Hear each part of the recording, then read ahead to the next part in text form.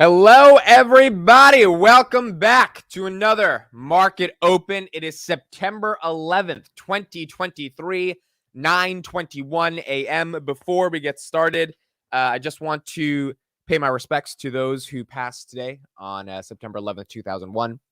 I was about 4 years old when September 11th happened. And for some reason, my entire life, I've been incredibly fascinated by how those sequence of events happened. I've watched every documentary known to man. I took a class on college for 12 weeks just dedicated to what happened during 9/11. So lots of thoughts and prayers and respects to the families of those that were affected by 9/11 and those that may still today be affected by 9/11.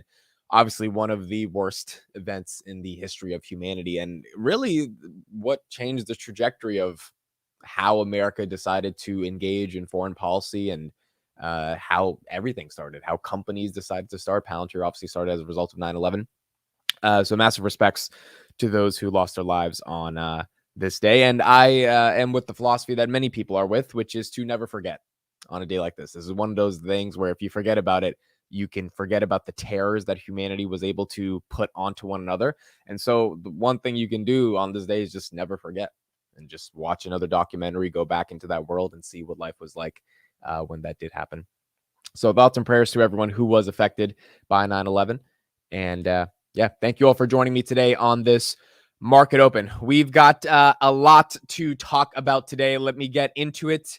And then we're going to get into a lot of the news. Hawk Sung, I Get Paid to Wait, Broccoli Bob, Carter Deli, Sethi Roth, Benny, Victor Hernandez, Robert Sanchez, Drew Cameron, Dan, Roy, Paul, Jeremy Black, Ray, Torben, Imnop, good morning, Smithy, Monty, Jan, Damian, Warren Puffett, Victor Hernandez, Joshua Storm, David, Kimberly, Joseph, Kevin, Victor, those asking about Finance Junkies yesterday. We were not able to do it yesterday. I got a bit busy because I had some family come over yesterday on Sunday night. So was not able to do Finance Junkies, but we will be back today as always on the channel to start with Finance Junkies. All right. So what is the big news for today? Tesla stock, ladies and gentlemen, Tesla stock has been upgraded by a guy who is apparently very important. So this dude, Adam Jonas, okay, this is the first day I'm figuring out who this guy is and why he's so important. This guy right here is the reason why Tesla is up very nicely right now. Tesla stock currently is up, I think, about 3% pre-market. And this guy, Adam Jonas, upgraded Tesla stock from Morgan Stanley. He's one of the managing directors to $550 in his bull case a share. His base case is up from $250 to $400, which is a pretty big upgrade from this guy. Now, apparently, the dude had a price target of 67 cents for Tesla back in 2019. So he used to be a bear, and then he became a bull. And last night, he put out 45 pages saying that their price target has now gone from 450 to 550 in the base case. The main reason for this is because of Dojo. They believe Dojo, which is Tesla's essentially ability to internally integrate and vertically integrate internally cloud compute, which allows them to not have to buy all these H100s from NVIDIA because they're just going to be able to do it themselves and train their own models. 45 pages came out yesterday basically saying that we believe that Dojo can have to $500 billion to Tesla's enterprise value, expressed through a faster adoption rate of mobility, which are the robotaxis, and network services, which are the SaaS. That's kind of like your charging stations and their ability to license out all of the software that they have to all these legacy car manufacturers. That's a big deal when you're thinking about Tesla. And as a result of that, it has led to a massive price upgrade today. And that's why Tesla is up. Warren Puffett says, I've got the stats on the Jonas Brothers. Don't be playing. Yeah, I didn't know who Adam Jonas was, but he's an important guy. Garcia said, I got so lucky closing my Tesla covered calls on Friday. This is why covered calls on tech companies is tough sometimes. I mean, usually, you can get away with it, but sometimes they'll put out a price target or an upgrade, or tech moves quick, Tech, when there's something that can move up tech, the whole sector can be moving up. And as a result of that, this Tesla upgrade is kind of carrying the entire market. Let me share the stats right here, or the charts right here. We've got a lot of companies that are up today. So we've got Apple up 1.25%. The S&P 500 is up 0.57%. Disney is up today. Sofi is up 1%. Enphase is up 2%. Palantir, which we've got a lot of news this week. This week is AI Pecan. I will be live streaming it on Friday. There is a ton of news to discuss in the world of Palantir. Palantir right now is up at 1.59%, at $15.37. And Tesla, boom, baby, up 6%, $264. Now, here's the question. We got 2 minutes till the market opens. Here's the question. Do you think this gets sold off, or do you think this gets bought? I don't know which way it goes. My gut is telling me it gets sold off because we also have CPI data on September 13th. Now, the way that it doesn't get sold off is if it somehow maintains 260 over the next couple of days, and then CPI comes out on Wednesday, CPI kills it, and then Tesla could run maybe to 270, 280. I mean, it's very possible that could happen. The other possibility is that this gets sold off and it ends at 255 today, maybe 250 tomorrow. CPI is kind of and we get right back to 248, which is the number you see in red. That is also possible. Remember that price targets, I know a lot of the Tesla people are excited today. And this is so funny because whenever whenever a Palantir price target comes out and I really analyze it and talk about it, people are like, oh, why do you care about the price target? It's like, it's just a small short-term thing. And then all the Tesla people are like obsessing over the price target. Everyone cares about the price target.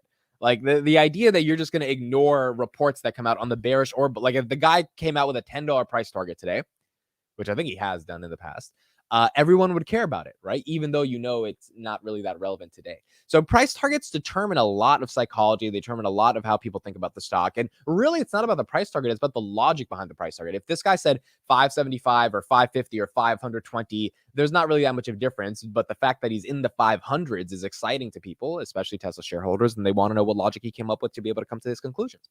And so that's why it's interesting to be able to see NVIDIA at 461. So I don't know if it gets sold off or not. I mean, I don't know. ARM IPO pump week. We do have ARM to be pumping up for the IPO. That is also true. Happy Monday, y'all. Heinzie Ketchup, thank you for being here. Still no interest in HIMS a bit. I am interested in HIMS. I just haven't pulled the trigger. I haven't done enough due diligence on HIMS. I mean, obviously they're growing 80%. Amazing growth rates. Don't know what their moat is yet. And I don't think growth is their moat. Obviously, there has to be something more definitive that can't be copied. Not sure what that is yet. Still got to look deeper into it. Honestly, just don't have a lot of capital to be able to build a huge position, so haven't been super interested. But I think on Finance Junkies, Chris is looking into them a little bit more, so we'll explore the stock. All right, 25 seconds. Let's see what happens to Tesla. It could be sold off, but also the euphoria today could carry it, and it could just keep going if this Dojo report. This report was like 50 pages, so if they had some really good analysis on Dojo, adding $500 billion of enterprise value, obviously that's pretty exciting. And so we might see the street react very positively towards it. Here we go. September 11th, 2023, 9:30 a.m. The stock market is once again open.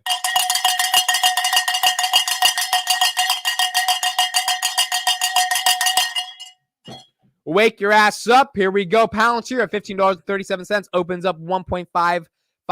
Tesla 263 opening up 6.0% as the market opens. 15 points of a gain. We're going to have some people taking profits right here and getting out of their positions. We're going to have some people buying the dip. We're going to have some people FOMOing in. And that's the beauty of the market. We'll go back to it in a couple minutes, but Tesla is up a nice 5.84%. Intel, $38 is up 0.11%, almost touching $40. UiPath, great earnings, up 1.19%. TFC, up 1.68%, $30.28. Palantir, $15.40. HIMS, $6.57. Bros, $27.40. Roku, $84.93. Enphase, $122, up 2% today. We got Enphase is up. Disney at $81.77. S&P 500, $448. What else do we have? NVIDIA at $460. Apple at $180. Google, $137, now at $1.7 trillion. Celsius passing above $200. Bitcoin still at 25,714. So Bitcoin still staying in this kind of 25,000 range that it's at, where we have KRE Regional Banking Fund, $43.82. We've got Rocket Lab, $6.28. GameStop, $17.75. Meta, $301. Meta is the 7th largest company in the world by market cap. I was reading last night, so Meta is up there right now. Snowflake, $166. SMCI, $282, inching back towards the 290s. It was stuck in the 250s for the past couple of weeks with the whole market decline. Tesla now at 261, up 5.3%. So it's selling off a little bit as it opens into the market from up 6% to up 5.19%, but still obviously up nicely. Upstart 1.47%. SLG, for those that hit on this one, this was at $19 when we were talking about it in March. Now it's at $40.96.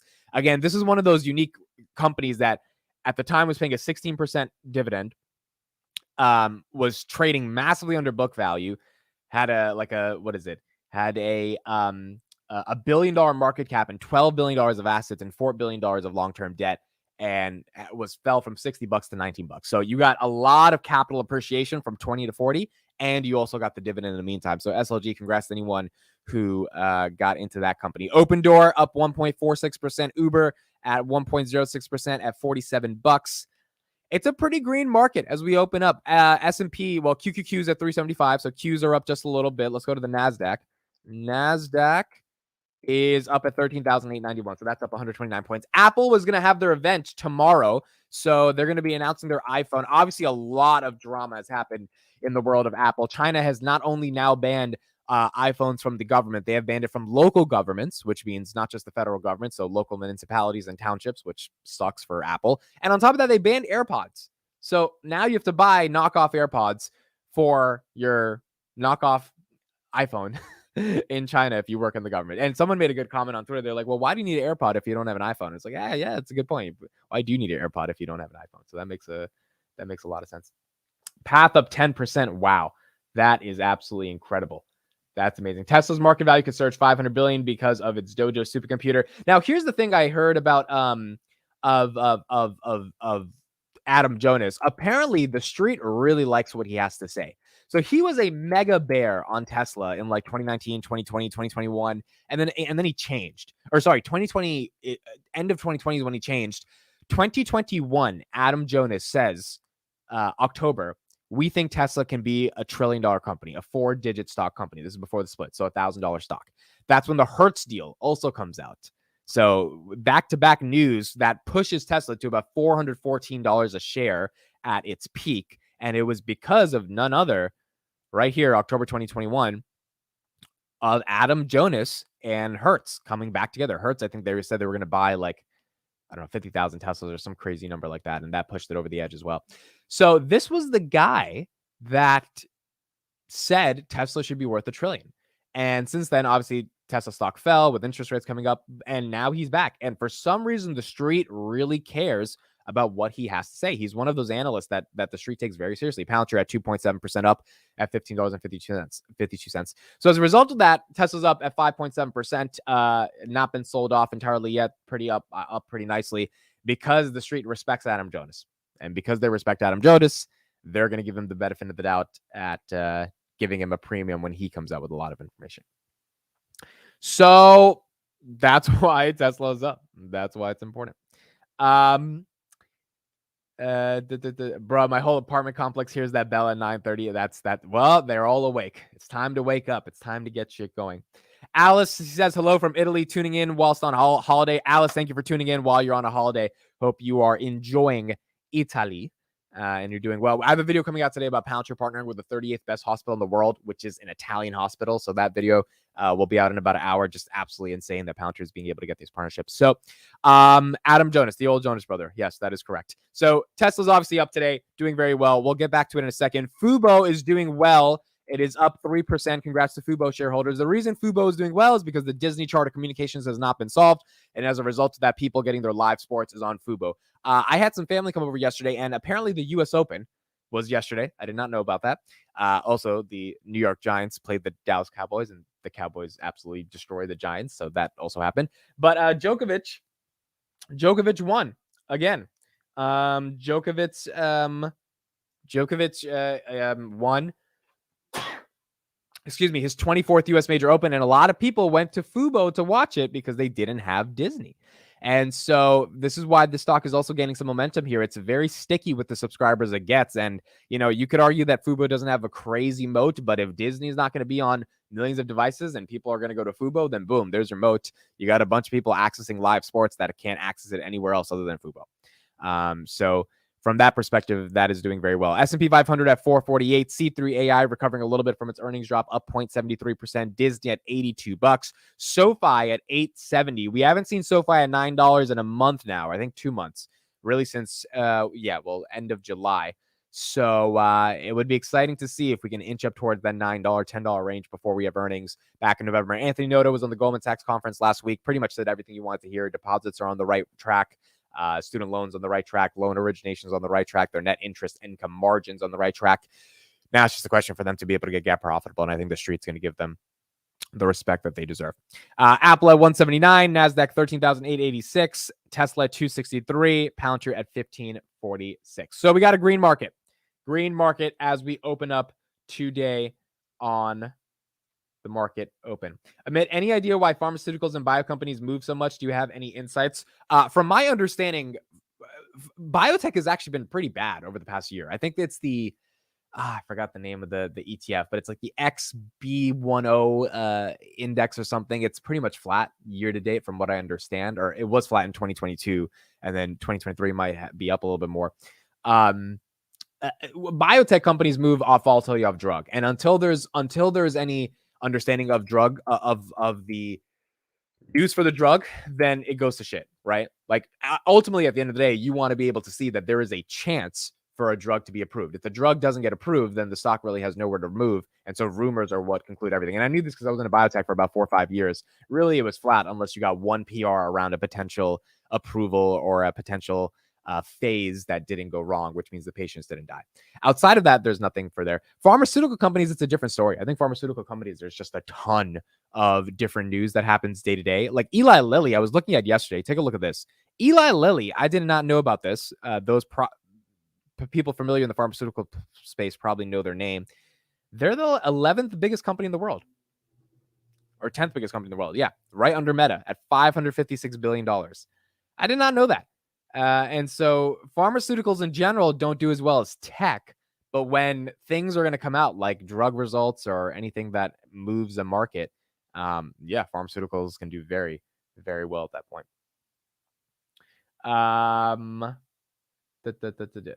Yes, I did. Giants didn't show up and lost by 4. Had the kicker and yeah, I caught the latter half of the game and I was like, wow, this is pretty intense. Okay, let's take a look at this and get some more coverage on what's going on. Particularly here, we have CPI coming up very soon. So let's get a little bit of an update on what's going on with CPI. And then we'll get back into some more macro stuff. This CPI is going to be the most important CPI. I'm probably going to live stream this one just because of how important it is. This is going to be on September 13th in 2 days, and this will determine a lot for the rest of the month. A little bit more about the markets and what the reaction might be with Cameron Dawson. She is Chief Investment Officer of New Edge Wealth. And Cameron, you think that the Fed's not going to raise rates basically no matter what we get with the CPI or PPI? Well, certainly if we had a big upside surprise to the CPI, that could push the probability of a rate increase next week from the Fed. Right now, there's a very, very low probability that's priced into the bond market. It is expected by consensus forecast for CPI that you will see an uplift in the headline number coming from higher energy prices.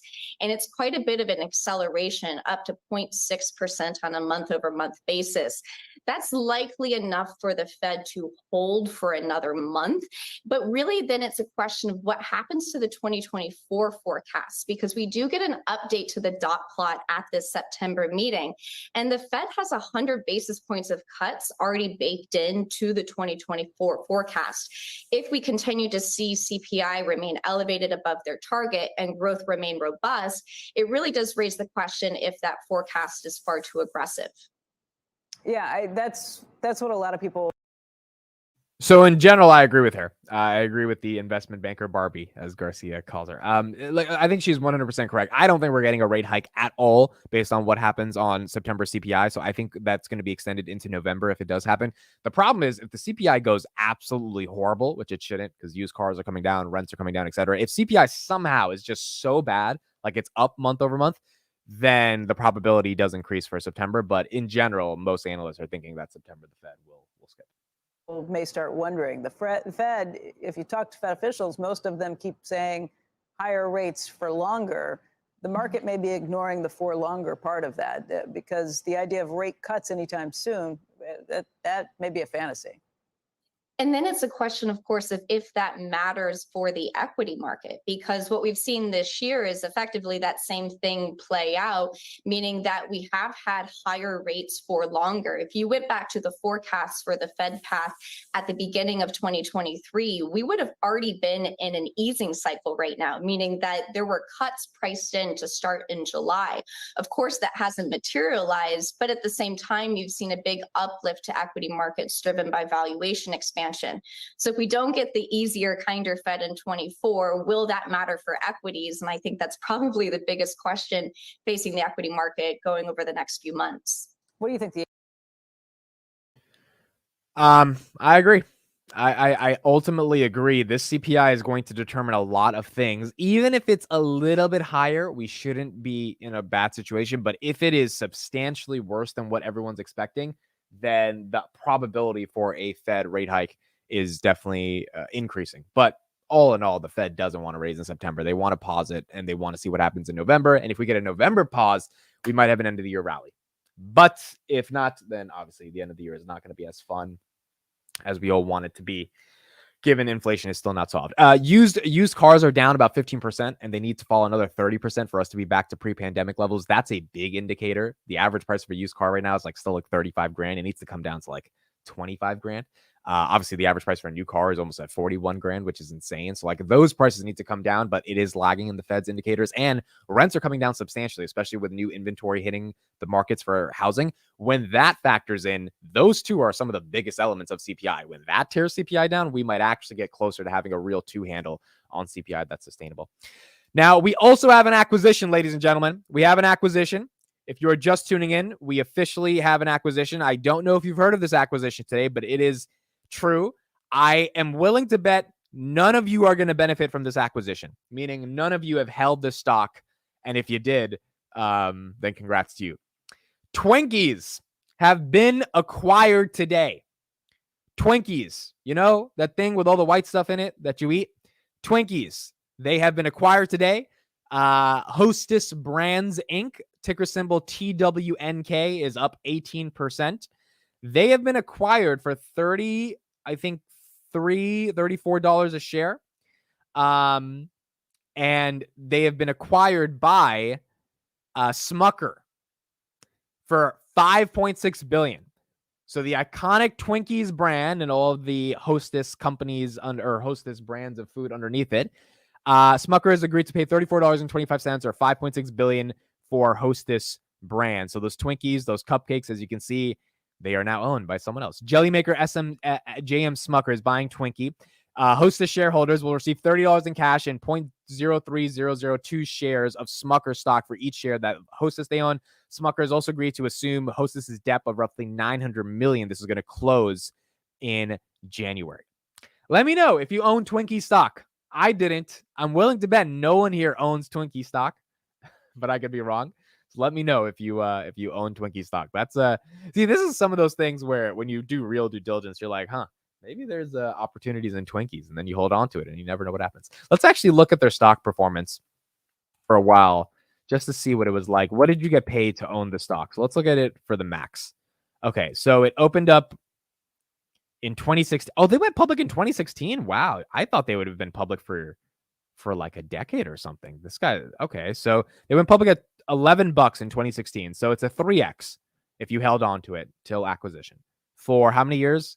It's been what, 10 years? No, 8 years, 7 years, about 7-8 years. So it's been about 7-8 years for a 3x. Not horrible at all. I don't know if this was categorized as like a growth stock or anything. Did it ever have a crazy 52-week high? No, not really. It's kind of been just in this range. So congrats to Twinkie shareholders. I don't eat Twinkies anymore, but I definitely enjoyed my time when I did eat Twinkies. Tesla up 5.36%. So selling off just a little bit from that 6% high at around 264, still at 261. Obviously, the market's still excited for it. NASDAQ 13,824. Make no mistake about it. If Tesla goes up, it's going to bring up the rest of the market. I mean, Tesla is, I think, 3% of the S&P 500. Let me actually get the right numbers on my phone right now. It is a significant part of the S&P 500, not as much as Apple, but still a decent amount. Tesla is 1.81%. So about 2% of the entire S&P 500. If Tesla goes up 6%, the market's going to do well, right? So even if you don't own Tesla stock, you should want Tesla to just go to the moon because the market will reciprocate. Now, at TFC at $30.38, up 2% as well. Intel at $38. Palantir 1554, up 2.71%. Now we have Palantir's AIPCon this week. This is going to be really exciting. They released another video over the weekend, a small little video on Twitter, kind of showing how many different companies are going to be there. And there are some of these companies, man. I have some videos coming out later this week on analyzing the companies at AIPCon, but some of these companies are just like insane. You got Intuit, $150 billion company.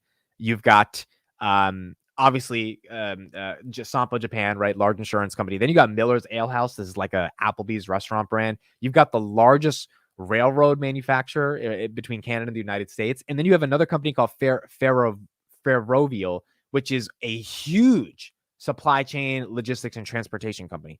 You got potentially KKR. That's like, there's just so many companies that are potentially using Palantir and some that are confirmed using AIP. And so it's going to be really exciting at the conference on Friday to see, or Thursday to see what they've got going on. NVIDIA, 447 is down 1.7%. Why is NVIDIA down while Tesla's up? Because I think the main reason Tesla's up is because Dojo, which is going to be a direct competitor to NVIDIA, or at least the reason for why Tesla doesn't need to continue to buy NVIDIA H100s, is going to add $500 billion of enterprise demand. That's $500 billion of demand that's leaving NVIDIA, obviously. So a lot of, or not 500 billion in demand, but you know what I mean, right? Lots of billions of dollars are not going to be going to NVIDIA if Tesla is able to create this in-house. One report came out over the week that Meta is trying to come out with a LLM that is better than ChatGPT. Apparently that's in the news now. And so they're going to be buying a lot more H100s, but I could understand why NVIDIA is down if Tesla's up, because if Tesla doesn't need NVIDIA anymore, that's not going to be as much demand going in for NVIDIA. Overall, definitely a green market today. Amit, will you be attending AIPCon streaming it? I will be streaming it this Thursday. So I'll be streaming it starting at 12 p.m. Eastern Standard Time for 3 hours. And I'm going to be very excited to go through these conferences and see what they've ultimately got going on. Warren says, why on earth would we own Twinkies stock? I don't know. Maybe one of you did due diligence a couple years ago and you're like, Twinkies. I eat Twinkies. Maybe I should have Twinkies. Maybe that's the right way to go. Let's take a look at a more hedge fund manager explaining why markets are in an uptrend and why you should stay long and continue to buy stocks. This is one of those situations where it's highly anticipated, but the consensus right now is the Fed's in wait and see. But are those inflationary pressures on the horizon still lingering enough for them to stay hyper vigilant on inflation? No, I don't think so. No, I think that they've done enough. I think the point now is that they go too far raising rates. You know, the Fed, they had some staff members of the Chicago Fed that came out a couple of weeks ago and said that interest rates were right where they should be to have the effect that they want. So I know that with the staff members coming out with reports like that, I know the Fed's going to take heed to that. They're going to listen to it. They're going to listen to what their staff members are saying. I think they've gone far enough. I don't think the Fed's going to raise. I think the CPI print's going to be good. I think the market's in an uptrend. I think people should stay long and be buying stocks. Vance, I mean, we can say these things. But we still have gasoline prices that are markedly higher over the course of the last several months than they have been over the course of the last year. And we know that those consumer prices are very much affected by what happens with gasoline prices and consumer wallets especially. So is that American consumer going to be in trouble heading into the fall and certainly during the holiday shopping season? I don't think so. I think the gas prices are going up. We're watching it just like you are, Dom. But you look at what the Fed looks at. A lot of what they look at as far as interest rates goes is housing and housing costs. So that's one of the areas that's a little bit more important than gas and fuel prices. But yeah, fuel prices does affect everything. But as far as a trader, you know, go look at XLE and make some money off of it if energy is going up. But I don't think it's going to affect the consumer at all. There's too much cash on the sidelines. People are making good money. Too many people are employed. It's just a great, you know, the economy is doing fine. The market's in an uptrend. I think all these different data points and news that do nothing more than scare investors out of a great environment to put money to work in the stocks. Okay, so I agree with him on a lot of those arguments right there. This is actually a unique argument I haven't seen too many people bring up, which is that even if gas prices go up or some of these ancillary products that consumers just have to have, like energy, right? You can't live without it, are going up. Given where the unemployment rate is right now, we can afford it. The consumer can afford to be able to pay for some of these higher prices. And we kind of saw this over the past year, where obviously inflation has gone up, but spending has not gone down. Earnings have matched inflation. And so one of the arguments Mike Wilson at JP Morgan had for why we should see S&P to 420 in October is that as inflation comes down, companies will have to decrease their prices on their products and their goods and services. So Apple, if they were charging, I'm just going to throw out a random number here, $2,000 for a laptop, because of inflation, they could justify it. Now they can't justify it, right? So demand's not going to meet supply. And as a result, they move it down. So they move it down to like $1,500. That means their earnings are going to show $500 less in margin per laptop. And that was Mike Wilson's argument for why inflation coming down actually should be a bear case for the economy, and why we should see this retreat from an earnings perspective for the S&P not trading at 21 times earnings, but something more like 15 times earnings, 17 times earnings, given big tech earnings are going to have to collapse. It seems like what has happened is either the prices from inflation are not going to go down that substantially, even though they will go down. And no matter what they are, consumers are going to be willing to pay for it. Now, November is going to let us know in terms of where earnings really go and how bad it got or how good it stayed.